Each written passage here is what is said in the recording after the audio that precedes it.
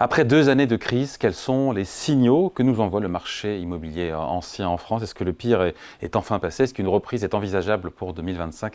Élément de réponse avec vous, Marie-Christine Sanquin. Bonjour Marie-Christine. Marie-Christine? Alors on n'a pas le son, on a l'image. C'est bien, mais ça sera encore mieux avec le son.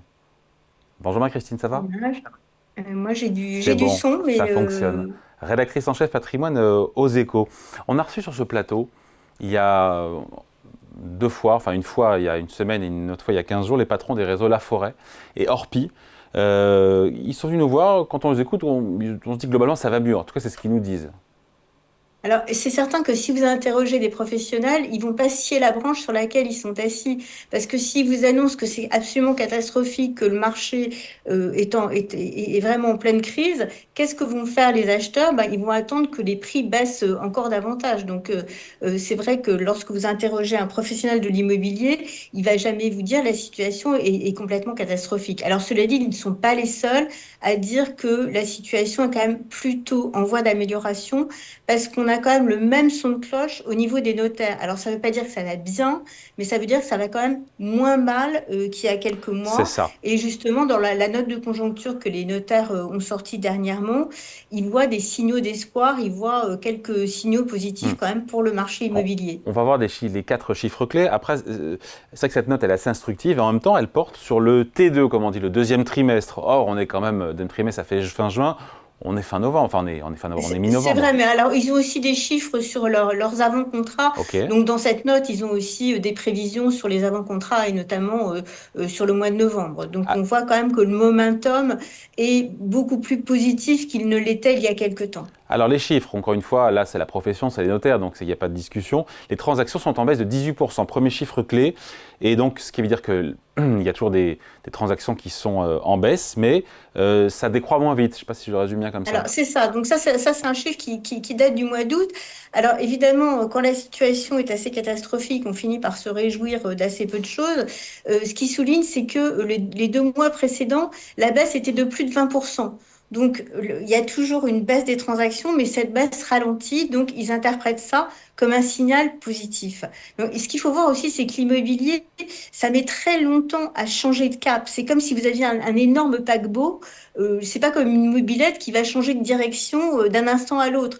Le paquebot, il va continuer sur sa lancée, il va continuer sur son momentum, et les signes d'amélioration, ça va être des petits signes, des signes assez infimes, jusqu'à ce que le paquebot change de direction et bah, se remette à aller plus vite dans la bonne direction. Donc déjà, les transactions, certes, continuent à baisser, mais c'est un petit peu mieux que ça n'était. Bon, donc on s'orienterait, deuxième chiffre clé, on s'orienterait vers 700 000 transactions cette année. C'est beaucoup moins que ce qu'on a connu avant, mais la norme était-elle en France Ouais, de 1,2 oui, oui, oui, million oui, de transactions? Je ne suis pas on sûr. était dans Est-ce les que c'est un années records, on plancher? était à plus d'1 million, 1,2 million de transactions, donc c'est pas comparable. Mais ce qui se dit, c'est qu'on va rester pour 2024 au-dessus de cette barre des 700 000 transactions. Et alors certes, on n'a pas fait pire depuis 2015, mais on va quand même passer au-dessus de la barre. Donc c'est quand même un petit peu plus positif que ce à quoi on aurait pu s'attendre. Les transactions ne vont pas continuer normalement à s'écrouler. Pourquoi? Eh bien parce que les taux d'intérêt ont baissé quand même de façon considérable, donc ça redonne une bouffée d'oxygène aux ménages et notamment aux primo-accédants qui peuvent recommencer à acheter de l'immobilier. Donc ça, c'est quand même un signe assez significatif de reprise. Alors, troisième chiffre hyper important qui va tous nous intéresser, les prix. Les prix, selon les notaires, ont baissé au deuxième trimestre en rythme annualisé de 5%. Et c'est un chiffre qui est stabilisé là. On est stabilisé à moins Oui, 5. Donc, là vraiment, encore, il n'y a ça pas se d'accélération stabilise. à la baisse. Et ce qui est encore plus important, c'est ce dont je vous parlais tout à l'heure, c'est qu'ils ont fait des projections jusqu'au mois de novembre, donc actuellement, grâce à leurs avant-contrats. Et Pardon, les on ne voit avant-contrats, ce sont les promesses de vente, c'est ça? Absolument. D'accord, ouais. Les prix ne baisseraient plus que de 2,6%. Donc on voit que quand même, il y a vraiment une reprise considérable. Alors il y a des écarts qui sont extrêmement importants entre Paris, province, grandes villes, petites villes. On voit que les villes qui avaient énormément monté, bah, ça continue, sauf exception, bah, ça continue, les prix continuent à se réajuster parce que le pouvoir d'achat des ménages n'est plus à la hauteur. En revanche, les villes qui n'avaient pas énormément monté, qui étaient restées à des niveaux quand même raisonnables, bah, là, les prix non seulement se stabilisent, mais recommencent un petit peu à monter. Donc vraiment, le marché immobilier est très dispersé, hein, quand on parle d'une moyenne.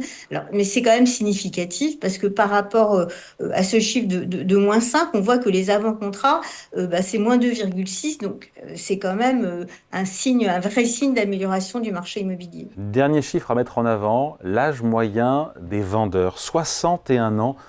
En quoi, Marie-Christine, c'est un indicateur qui est intéressant? Alors, c'est un indicateur qui est intéressant parce que en voyant qui vend, on voit quel est en fait le comportement bah, des acquéreurs et des vendeurs. Alors, d'abord, c'est un peu logique que ça soit les personnes les plus âgées qui vendent, parce que d'abord, ce sont eux qui possèdent hein, le patrimoine immobilier. Ensuite, ce sont très probablement ceux qui sont prêts à faire le plus de concessions sur les prix.